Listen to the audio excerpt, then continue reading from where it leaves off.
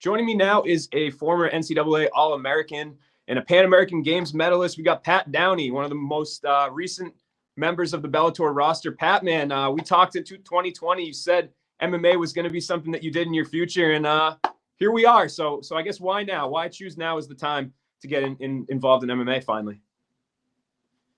Yeah, well, the whole pandemic hit and kind of pushed everything back, but I was kind of always had my mind made up that after the Olympic run I was gonna give it a shot, and I kind of set myself up to do so, and moving down here to Miami and being in the hotbed of the MMA world, if you will. So, yeah, it was never a matter of if, it was only when.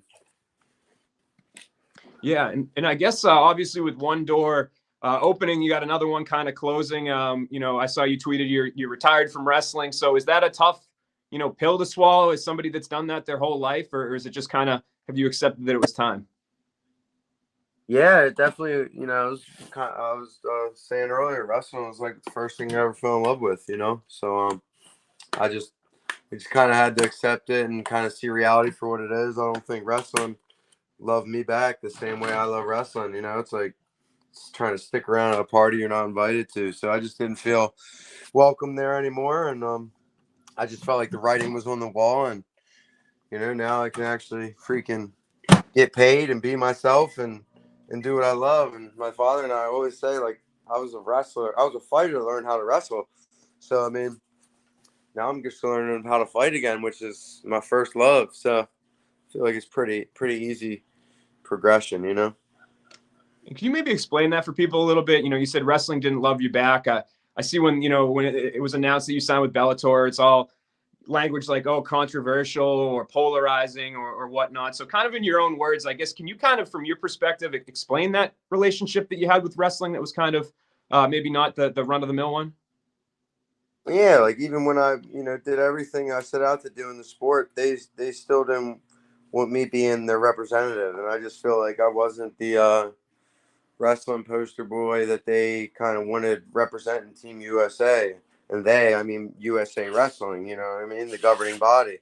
And always getting reprimanded for shit I was saying or what I was doing or how I was behaving, and just because I didn't go to church on Sunday and then go secretly closet sin on Monday like all them fake motherfuckers are doing.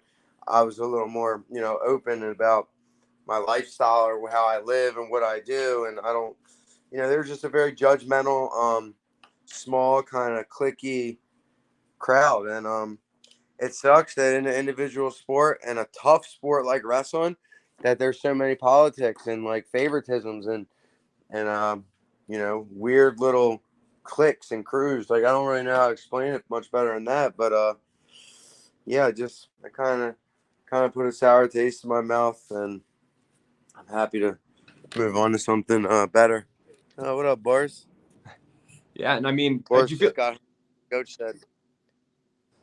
Do you feel like you have any like regrets looking back on your wrestling career? I know you said you kind of always spoke your mind. I know there was some tweets that got you in trouble at certain times about women's wrestling and stuff. Is there anything that you kind of look back on and you're like, man, maybe if I had done this differently, we could have gotten along?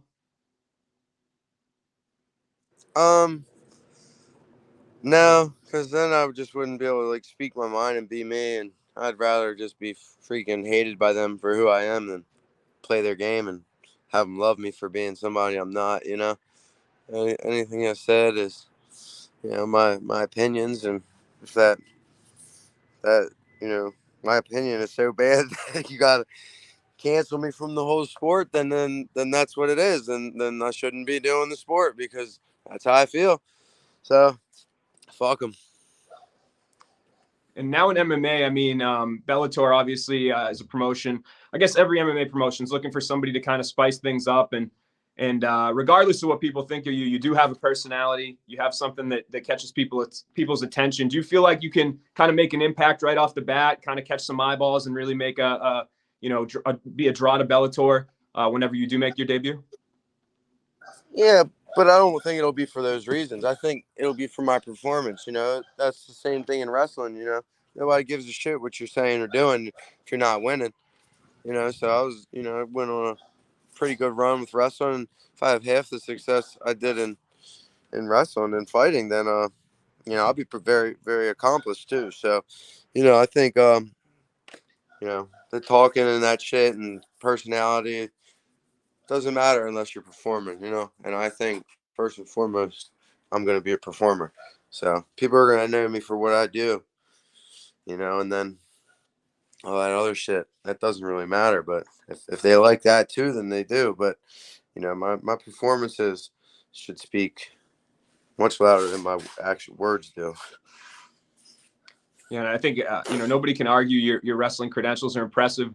But you mentioned that you were kind of a fighter that wrestled. Can you explain that a little bit and just talk to me about your transition to fighting? Like, how much training have you done on the fighting side? Training your striking, things like that. Can you just explain? Give me kind of an overview of the non-wrestling aspects of combat sports that have been in your life. Yeah, I mean, even before I started wrestling, growing up in East Baltimore at Upton and Umar and great boxing clubs where legends come from, and judo, jujitsu, and I'm still a white belt in jujitsu, but probably the best white belt on earth. You know what I mean? So like, I don't know. This is I can basically do any sport that's one on one, and right now I'm just learning to put them all together to where I feel as comfortable as I did on the wrestling mat out in the MMA cage. So yeah, I mean, I grew up and I had freaking can't even remember how many street fights by the time I was 12, and just always been in different schools and different homes and different towns, and kind of just I don't know. That's why I feel like I didn't fit in with the wrestlers as much. I mean, they're kind of a soft community and can't really speak your mind or do certain things without being judged or in 2022 canceled, I guess. But yeah, I mean, if you would have seen just some of the shit I've lived through, you would understand why fighting has always been inevitable. I mean, it's just makes sense. It's like now you can get paid to do what you've freaking been going to jail and having to pay lawyer fees for doing. So it's like it was a pretty easy career path choice when it came down to it. And you mentioned the move to South Florida. I know you did some time at American Top Team at MMA Masters. How have things been down there? Kind of, what are your plans for training as you prepare for your debut? But yeah, I've never was at MMA Masters, but um, I'm training and preparing at the Goat Shed Academy under Coach Wasim, and it's awesome. I love it. I live a mile and a half from the gym. I got a simple life. We got with a bunch of fighters. Gabe Barletta and Boris Novatchkov. He's down in town for a while. Old wrestling buddy. I got my dog Mojo, and it's like a fight house, man. All we do is eat, sleep, and train here. I got the bags and the maces in my compound right here. About to go get some work in. We got gear, air drying, and so it doesn't stink up the crib. But yeah, I'm living the dream. I love living down here in Miami, and I love the beach, and I love the weather, and I love the culture. So first and foremost, I'm happy, and that to me is everything. You can't put a price on your mental health and your happiness. So that's the most important thing, and just gonna keep doing what makes me happy, man. I got some really low lows, losing wrestling, and kind of being excommunicated by the whole culture. So that messed me up, and I don't know. I just got my happy feeling back, so I'm gonna keep it. I'm happy to hear that, man. And do you have any sort of timeline? Are you going to just kind of keep training and see when you feel ready to make that debut, or do you kind of have a month or timeline that you're set on? Yeah, I think March. I think March is gonna happen. Whenever the management and the then people tell me I'm ready, though, my coaches, and I'm listening to everybody around me. I'm not trying to rush myself or bite off more than I can chew initially, So I'm allowing everyone around me, my team, to do their job, and just being kind of coachable and respecting the new sport and the new process, and not not letting the ego or pride get in the way. Oh, I could fight tomorrow. I probably would do all right, but I want to be pretty properly prepared. I want to be properly prepared, so there's no excuses. Yeah. And I know, obviously, I could ask you the question about what you hope to accomplish in the sport. And I'm sure to win, to get as far as you can, to try to win a title, whatever. But for you, with the way that you kind of talked about wrestling just then and how things ended, does that give you even more motivation to try to succeed in MMA? Like to kind of, I don't want to say right some competitive wrongs, but kind of prove some stuff to yourself and other people? 100%, yeah. I just want to prove myself right. I fell short in wrestling at the World Championships and at the Olympic trials, and sometimes that's life. You aim for the highest of things, and you don't accomplish what you set out to do. So, nothing's going to change in fighting as far as my goals. Just the way I was raised, I was raised to try to be the best. I'm not going to go into the sport half-assing it.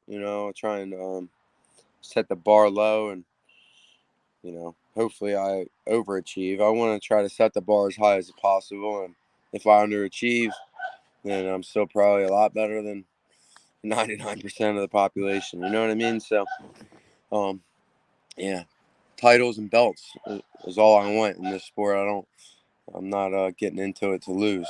It's never been my plan. Yeah, I got you, man. Well, really appreciate the time. Congrats on signing with Bellator, and I'm excited to finally see the transition after all these years. Yes, sir. Sooner than later. It won't be long now. Thank you, man.